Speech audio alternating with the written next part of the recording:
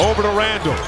Randall got it off in time. Oh, he's cold-blooded! Another night of NBA treating us with game winners, chaotic endings, and Ben Simmons, well, being Ben Simmons. It all started in Minnesota, where the Timberwolves were supposed to take control against the Suns playing without KD, but it was the complete opposite.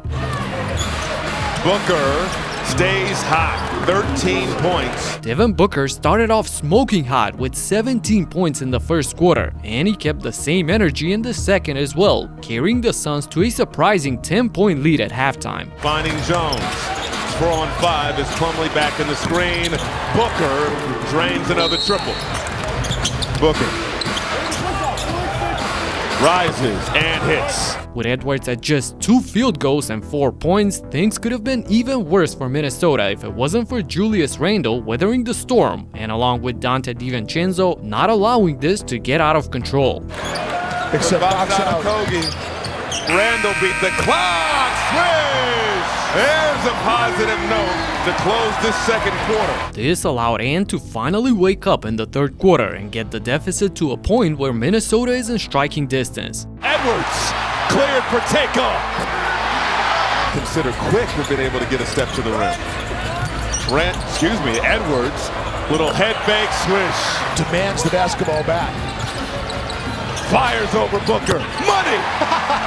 And this would set us up for a hectic finish, where the Timberwolves were hell-bent on not allowing Booker to punish them. They constantly blitzed him, trying to get the ball out of his hands and force some of the other Suns to make a play. Minnesota handles it. Booker forced to give it up. Iguodala's pass stolen. But with about 2 minutes to go, Minnesota was still down by 6, and if they were going to get back into it, now was the time to do it. Randall lines it up. No good. McDaniels has it. Edwards for 3. Boom! And just moments later, Jaden McDaniels goes nuclear on the rim. Over to Conley. McDaniels on the drive. Oh, get out the way! This was a shocker for the Suns, and they seemed completely discombobulated in the following possession, not knowing what to do with the ball. And it ended in the ugliest way possible, giving the Timberwolves a chance to go for the lead. Wolves an opportunity to take their first lead of the game. Edwards rises off glass. Wolves on top. Finally, the home team comes all the way back and takes the lead, but not for long. Baseline drive. Finds Allen. Good. What a deflating shot by Allen to cast fear into the home crowd's minds. But thankfully for them, there's no time to think because Edwards goes full steam to the basket and goes to the line, knocking down both shots. And this brings us to the final possession for Phoenix. With a chance to take the lead in the closing seconds, a complete chaos ensues. Booker for 3, no! Rebound up in the air! Booker has it! They get a fresh 14. Booker on the drive. Over to Jones. Jones in the lane. His floater won't go. Got the offensive board. It's on the floor. Now it's Booker on the logo. 3-second difference between shot clock and game clock. Booker, the runner won't go. Shot clock violation. Minnesota survives and has overtime secured in the back pocket. Thing is, they also have one final shot for the win. Ingles. Over to Randall. Randall got it off in time. Oh, he's cold-blooded. Timberwolves win. His first signature moment in a Timberwolves uniform. Julius Randle wins it with his 5th three-pointer of the game. But this is not how you defend a game-winning shot. Okogie pretty much flops here, expecting the call. You gotta be much stronger than this with the game on the line. Nevertheless, 35 points, 7 assists, and the game winner for Randle. A terrific game for him. And Dallas knew that they would need a terrific game from everyone, playing without Luka against the red-hot Thunder team, especially with Shea coming out to destroy them. SGA bleeding it out, now makes his move at 5. Spins away, cuts down the lane, switches hands, pretty finish with the left. Oh, come on, man. SGA was toying with the Mavericks defense in the first half, doing whatever he wanted on his way to 20 points on 80% from the field at the break. Thing is, the Mavs did get a great game from everyone, especially PJ Washington, who gave Thunder fans PTSD from the playoff series. Washington, boy, he's been tough to slow down so far. He got 17 points. And Najee Marshall completely demoralized the defense, chucking up weird-looking floaters and knocking down every single one of them. Marshall into that turnaround, and he's going to get it despite the no look. It's over to Marshall, didn't want the three, instead pulls up baseline and just does beat the shot clock. So despite the huge first half from SGA, the Mavs had control, and with 2 minutes to go, this looked like the dagger. Dort hits the deck. Kyrie got it right back. Boy, that is 5 quick points for Dallas. But without even knowing, we were in for a wild finish in the last minute of the game. There's a turnover. J-Dub knocked it free. Mitchell gives it up. Kenrich, there's a putback. And Dallas seemingly started panicking, so things went downhill quickly. Got to operate with urgency. J-Dub to the lane and a score. Quickly, Shea, Marshall defending. Marshall falls, Shea open, and he switches home the three to make it a one-possession game. Still, with less than 20 seconds to go, the Mavs had control with the ball right where they wanted in the hands of Kyrie. But then, you gotta foul Kyrie of all players. He's tied up.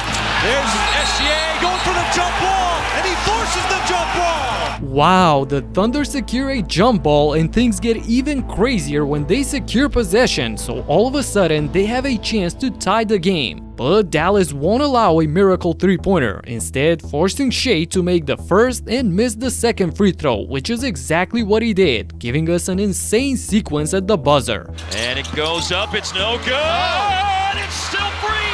Lou Dort! Nope, it's short, it's all over! Hallelujah! I want to go home. Man, the Mavs commentators almost had a heart attack, but Dallas survives and gets out of OKC celebrating the win. Now, there was celebration in Los Angeles as well because Harden, this would be for the record. There it is. Surpasses Ray Allen for sole possession of second place in three-pointers made. James Harden becomes the all-time leader in three-pointers, surpassing Ray Allen, at least in his own words. It's Steph Curry and you. Listen here, I'm gonna consider myself number one. Steph don't count. And his teammates would make sure that he would celebrate this in a win, keeping the Jazz at distance and allowing him to have the final word in this game. Looking for a knockout blow.